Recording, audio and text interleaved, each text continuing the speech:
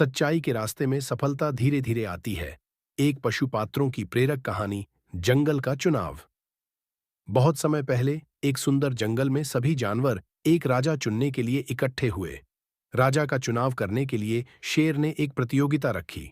शर्त थी कि जो भी जानवर सबसे ईमानदारी और सच्चाई के साथ अपने कर्तव्यों को निभाएगा, वही राजा बनेगा।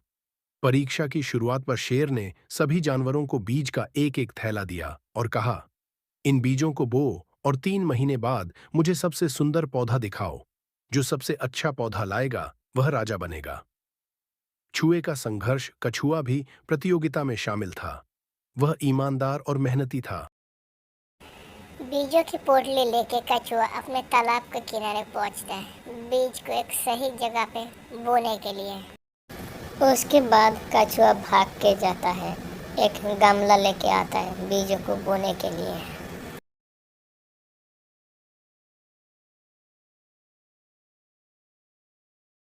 उसने बीज को अच्छी मिट्टी में लगाया, रोज पानी दिया और उसकी देखभाल की।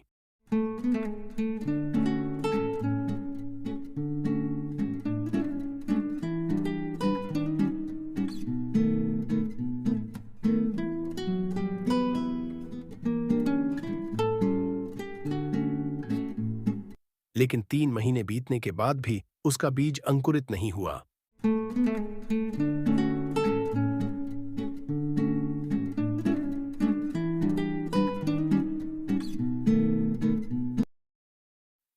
अन्य जानवरों के पौधे।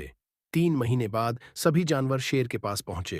हर किसी के पास बड़े बड़े, सुंदर और रंग बिरंगे पौधे थे। कछुआ अकेला था, जिसके पास खाली गमला था। वह उदास था, लेकिन उसने सच बोलने का निश्चय किया। सच्चाई का सम्मान। शेर ने सभी के पौधों को ध्यान से देखा। जब वह कछुए के पास आया